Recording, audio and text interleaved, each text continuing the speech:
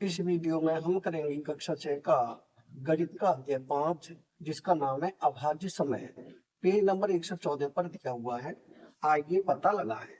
आइए पता लगाएं का प्रश्न नंबर 4 और प्रश्न नंबर 5। इन दोनों प्रश्नों को हम इसी वीडियो में हल करेंगे। और इससे पहले वाले जो भी प्रश्न हैं वो सभी मैं प्लेलिस्ट में डाल चुका हूँ। अगर आप देखना चाहें तो प्लेलिस्ट पर जाकर देख सकते हैं। प्रश्न 4 है, इनमें से कौन सी संख्याएं अभाज्य है? यानी कि हमें संख्या दी हुई है 23, 51, 37 और 26।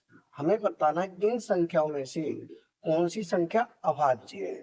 तो अभाज्य संख्या कौन सी होती है? जिसके गुणनखंड केवल 2 होते हैं। तो सबसे पहले हम 23 को देखें। 23 में किसका भाग जाता है? 23 में 1 का भाग जाता है और स्वयं 23 का भाग जाता है। इसके अलावा किसी का भाग नहीं जाता है। इसका मतलब 23 के केवल 2 गुणनखंड हैं। अगर इसके 2 गुणनखंड हैं तो ये कैसी संख्या हो जाएगी?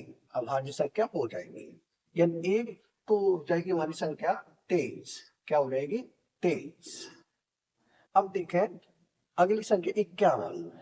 51 किसका भाग जाता है?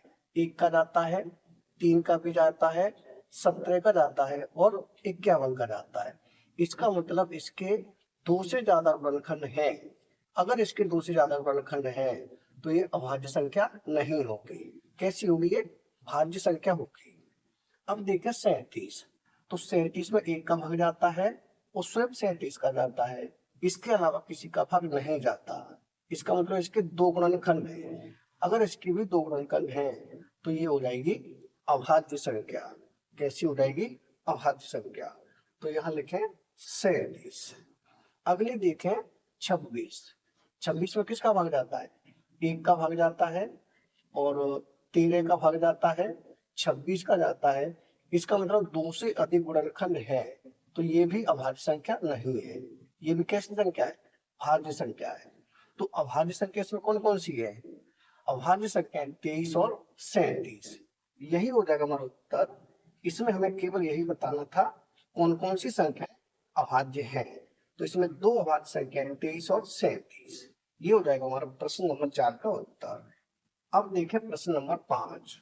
प्रश्न 5 है, अभाज्य संख्याओं के 3 योग लिखिए। यानी कि हमें अभाज्य संख्याओं के 3 योग लिखने हैं जो 20 से कम हो। वो कैसे हो? 20 से कम और उनका योग 5 का गुणज हो। उनका योग कैसा हो? 5 का गुणज हो। यानी कि उनके योग में 5 का भाग ज्यादा हो। हमें ऐसे 3 योग लिखने हैं जो 20 से छोटे हो। तो पहला युग्म लिख देते हैं 2 और 3। कितना? 2 और 3। ये युग्म हो गया। युग्म का मतलब जोड़ा। अगर इसे हम देखेंगे तो 2 प्लस 3 कितना हो जाएगा? 5 हो जाएगा।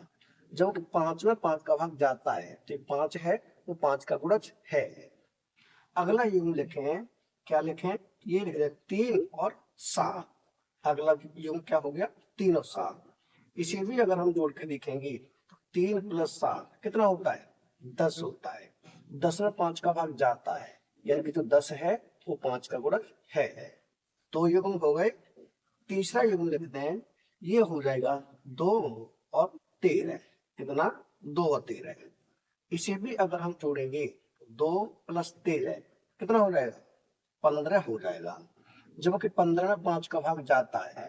इसका मतलब ये है कि जो 15 है 5 का गुणज है। तो इसके युग्म क्या हो गए?